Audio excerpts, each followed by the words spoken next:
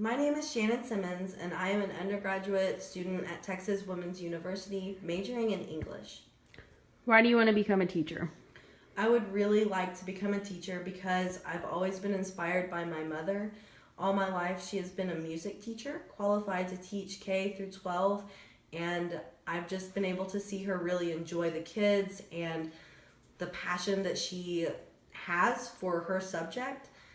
For me, that passion is English. I've always been a voracious reader, and in third grade, I actually had a teacher who gave me a really good challenge. I wanted to read Nancy Drew, but it was out of my reading level, and so she came into agreement with me that if I read a really big book and passed the test, I would be able to read whatever I wanted, which was Nancy Drew.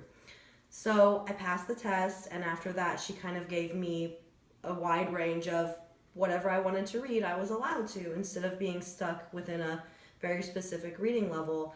And I think that really clicked with me as far as my teacher dreams, because now I have a goal of being able to help my students challenge themselves in the classroom. What are some of the strengths you think will help you in this profession? I think some of my strengths that will help me as a teacher aren't exactly for the reading and writing, but more of life skill things.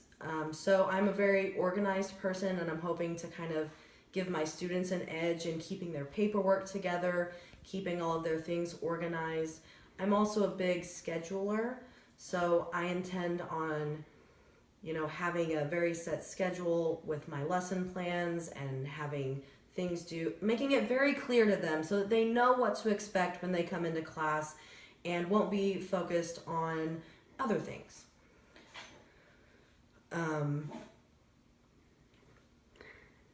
you give me an example of what a day in your classroom would look like?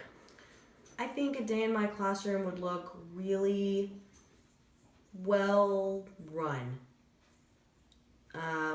By that I mean that if someone walked into my classroom, the kids would all know what they were supposed to be doing.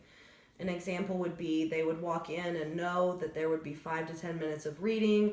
We could go on with discussions, lectures. By the end, I would be able to remind them what's coming up, what's due, and it would all just kind of run smoothly so that our discussions wouldn't have to be my students asking me 8 times what's due and what are we doing.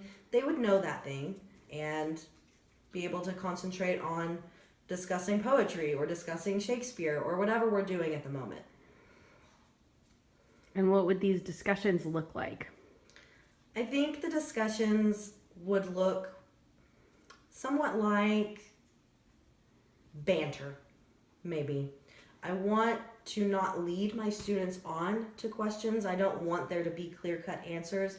I want them to have those critical thinking skills so that when they read a short story, I can ask them not only what the symbols are, but what they could mean. And for a lot of stories and poetry and all kinds of writing, there usually isn't a clear-cut answer. There are a lot of answers that are agreed upon, but I want to impress upon my students that there are different answers to all kinds of things. As long as they have the proof within the text, they can, find it. Thank you for your time. If you have any further questions, you can feel free to contact me.